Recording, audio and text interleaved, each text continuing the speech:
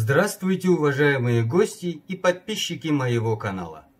Одной из самых загадочных личностей в казахской истории является выдающийся великий казахский поэт Султан Махмуд Торайғыров. Об этом загадочном человеке снято очень много документальных фильмов, написано немало книг, издано немало газетных статей и публикаций. Однако во многих этих произведениях встречается просто повторение советских мифов, которые тысячами выходили об этом великом человеке. И сегодняшний мой видеоролик будет посвящен тому, чтобы развенчать эти советские мифы о Султан Махмуде Торайғырове. Итак, каким же был настоящий Султан Махмуд Торайғыров? Одним из самых распространенных мифов является миф о том, что якобы Султан Махмуд Торайғыров родился в семье простого кочевника-скотовода. Однако на самом деле Султан Махмуд Торайғыров был выходцем из одной из самых знатных казахских семей. Его дальний предок Котан Тайшы был знаменитым бием Ақ-Орды и одним из главных советников легендарного Орыс-хана. Котан Тайшы, кроме того, является одним из создателей казахского ханства вместе с Кереем и Жанбеком. Другой предок поэта, Айдабол, также был прославленным казахским бием, получившим это звание уже в 13 лет. Еще один предок поэта, Едіге Төлебайұлы, был выдающимся казахским бием и одним из главных организаторов борьбы казахского народа против джунгар. Кроме того, Едіге би входил в состав авторитетного совета биев при хане Тәуке и участвовал в составлении законов Жеті жарғы. Сын Едіге бия, Торайғыр, также был влиятельным и авторитетным бием, батыром и акыном, к словам которого прислушивались все казахи Баянаульского округа. Особо стоит отметить, что Торайғыр би был близким соратником внука Аблайхана, хана Среднего Жуза Губайдулы в его борьбе против Российской империи. Впоследствии влиятельный Торайғыр би был похоронен в священном Туркестане. Старшим сыном Торайғыр бия был Абед, который также был известен как искусный оратор. Отец Султан Махмуда Аубакир также был далеко не бедным человеком и имел в степи славу опытного охотника. Однако Аубакир имел прозвище Шоқпыт, что означало лохмотья. Данное прозвище было связано со следующей историей. Дело в том, что деда Султан Махмуда Букета женили в 17 лет на девушке по имени Монтай из влиятельного рода Қарауыл. Их первые два сына умерли сразу же после рождения, и когда родился третий сын, по народному обычаю его отдали первой попавшейся женщине. Та завернула ребенка в старую тряпку и унесла к себе. Затем ребенка выкупили, а все это сделали для того, чтобы запутать темные силы, мешавшие росту семьи. И хотя мальчику дали имя Аубакир, всю жизнь его называли Шоқпытом. О том, что отец Султан Махмуда был уважаемым и обеспеченным человеком, можно судить хотя бы потому, что в Баянаульском крае аул, где жила его семья, называли аулом Шоқпыта. А совершенно не знавшие казахского языка и тем более казахских обычаев, российские и советские историки посчитали, что если отца Султан Махмуда звали Шоқпыт, то значит он был из крайне бедной семьи. Однако только что я вам доказал, что это был мифом. Второй миф, который получил распространение в советское время, говорит о том, что Султан Махмуд родился на берегу озера Торайғыр. На самом же деле Султан Махмуд родился в Кокшетауском уезде.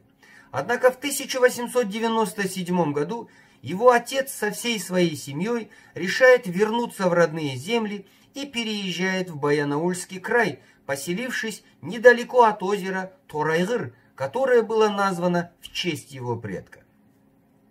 Третий советский миф говорит о том, что Султан Махмуд якобы был противником ислама и вообще религии в целом. Однако это тоже является мифом, потому что Султан Махмуд Торайғыров никогда не выступал против ислама, да и не мог выступать, так как с детства был глубоко религиозным человеком. Первые навыки исламского учения он почерпнул у своего отца, а в 15 лет был определен в знаменитое Баянаульское медресе. В конце 1912 года султан Махмуд поступает в другое выдающееся мусульманское учебное заведение медресе Расулия в Троицке. И как выпускник мусульманских учебных заведений, конечно же, султан Махмуд читал намаз и знал Коран. Вот как пишет об этом сам поэт. «Әкемнен әліпбиді үйде оқыдым, үйреніп намаз, сабақ жат тоқыдым. Әлі молда алдында дәл 2 жыл әртүрлі ескі кітапты бір шоқыдым». Кроме того, если Торайгыров был противником ислама, то почему он посвятил исламу огромное количество своих произведений, и ни в одном из них нет фраз типа «я атеист», «я не верю в Аллаха» или что Бога не существует? Да, султан Махмуд Торайгыров в своих произведениях резко критикует мусульманское духовенство, которое погрязло в коррупции и подхалимничает перед российскими властями. Но ведь критика мусульманского духовенства не означает отрицание Всевышнего Аллаха или отрицание ислама. Так, например, в своем произведении «Дін» султан Махмуд пишет: «Бұл молданың өтірігіне сену деген, жетегіне соқырдың еру деген, алдамшының алдаған сөзін еріп, қолда барын сыпырып беру деген». Или вот что говорит в произведении «Мағынасыз мешіт». «Айттым деп ол ойлайды Құдай сөзін, айтты ма, алдады ма жұрттың көзін, түсіндірмей сырнайша құр әндет деп, Құдай қашан сайлапты оның өзін». А в произведении «Соқыр сезім» поэт говорит: «Басқаға шариғатты суша ағызып, өзі оны істемейтін соқыр сезім». И где тут отрицание Всевышнего Аллаха? Здесь критикуются только негативные черты в поведении мусульманского духовенства. Кроме того, разве с султан Махмудом Торайгыровым стали бы близкими друзьями такие великие казахские деятели, как Шакарим, имевший духовное звание Қажы, или сын Абая Турағул, отличавшийся огромной заботой об исламе в казахской степи? Буквально недавно в архивах была обнаружена статья Торайгырова, опубликованная в 21-м выпуске журнала «Айқап» в 1913 году, которая называется «Құранды бұзған». В этой статье, которая была написана на арабском языке, султан Махмуд резко, негативно и остро критикует Коран, изданный на русском языке неким Харитоновым, который допустил грубейшие нарушения в ходе перевода священной книги. И самое интересное, продолжает султан Махмуд, многие мусульмане из числа татар, башкир, ногаев, ознакомившись с данным переводом Корана, вернули их в типографию Харитонова с требованием исправить допущенные в них ошибки. И только казахи не вернули Харитонову ни одного перевода. О чем это говорит? Задает вопрос султан Махмуд и сразу же на него отвечает: значит, среди казахского духовенства нет просвещенных мусульман, или казахские муллы боятся выступить против русского издателя Харитонова. Если бы султан Махмуд был противником ислама, стал бы он так открыто возмущаться некачественным переводом священного Корана. Ведь в этой статье султан Махмуд открыто называет себя мусульманином. И когда нам говорят, что султан Махмуд выступал против ислама, мы должны давать достойный отпор этому мифу, так как наш великий поэт, как и подобает настоящему казаху, был истинным мусульманином.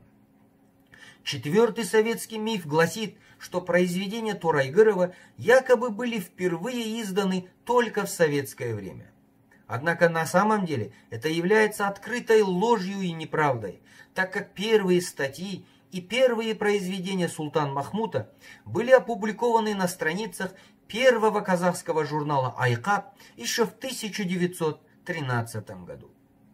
Пятый миф говорит о том, что султан Махмуд якобы активно поддерживал советскую власть и был против аллашского движения. Сторонники этого мифа в свою поддержку упоминают тот факт, что султан Махмуд стал председателем Шидертинского революционного комитета при помощи председателя Павлодарского уездного революционного комитета большевика Жигарева. Да, это правда. Однако при этом не говорят о том, что султан Махмуд Торайгыров еще с 1912 года был активным сторонником создания первой казахской партии «Алаш», а в марте 1917 года был одним из руководителей казахского комитета в Семее и публиковался в одной из первых казахских газет «Сары Арқа», которой руководил Алихан Букиханов. Вообще султан Махмуд Торайгыров относился к Алихану Букиханову с огромнейшим уважением и считал его настоящим лидером казахского народа, называя «Алаштың бағына туған Алихан». После образования партии «Алаш» в декабре 1917 года султан Махмуд был председателем уездного и волостного комитетов Алаш-Орды в Павлодарском уезде, а вскоре он пишет гимн Алаш-Орды под названием «Алаш-Уран», в котором пишет следующие строки. «Алаш туы астында күн сөнгенше сөнбейміз, енді ешкімнің алашты қорлығына бермейміз. Адамдықтың жолына бастаған ерлер соңында басқаға көңіл бөлмейміз, қандай шайтан келсе де алдауына көнбейміз. Өлер жерден кеттік біз, бұл заманға жеттік біз, жасайды Алаш, өлмейміз, жасасын Алаш, жасасын». Сегодня почти не говорят о том, что султан Махмуд Торайгыров всю свою жизнь боролся за установление независимого казахского государства, в котором будут господствовать справедливость, всеобщая грамотность и единство. Вообще султан Махмуд считал, что главным условием развития казахского народа может быть только единство. Так, в одной из своих статей он писал: «Состояние японцев в 1860-х годах было не лучше казахов, но они быстро догнали европейцев, поэтому казахи тоже, если сплотятся, смогут догнать европейцев в течение 20-30 лет». И последнее. Мало кто знает, что султан Махмуд Торайгыров был сторонником превращения казахского языка в настоящий государственный язык на территории Казахстана. Не зря он писал: «Сүйемін туған тілімді, анам тілін, бесікте жатқанымдақ берген білім, шыр етіп жерге түскен минутымнен, құлағыма сіңірген таныс үнім». И даже русский язык, которым султан Махмуд владел в совершенстве, он учил именно для того, чтобы получить доступ к информации, к наукам, к истории, которые затем стремился передать простым казахам. И последний, шестой советский миф. Говорят, что султан Махмуд Торайгыров якобы умер от обострения воспаления легких, перешедших в туберкулез. Я лично считаю, что это неправда. Да, султан Махмуд Торайгыров, может, и болел, но скоропостижная смерть этого казахского лидера, обладавшего огромной популярностью среди простых казахов, далеко не случайна. Я предполагаю, что вероятнее всего его смерть просто ускорили. И сделали это именно большевики, в политике которых в последние месяцы жизни султан Махмуд стал постепенно разочаровываться. Он стал понимать, что эта новая советская власть не несет казахскому народу улучшения его положения и тем более не собирается предоставлять автономию. Поэтому султан Махмуд и отказался накануне своей смерти возглавить проведение агитации за советскую власть на территории Павлодарского уезда и уехал в свой родной аул Шохпыт, где вскоре и скончался. Вот таким был настоящий султан Махмуд Торайгыров, девизом жизни которого стали его собственные слова: «Қараңғы қазақ көгіне өрмелеп шығып күн болам». Впоследствии благодарные потомки возвели на месте могилы султана Махмуда Торайгырова величественный мавзолей.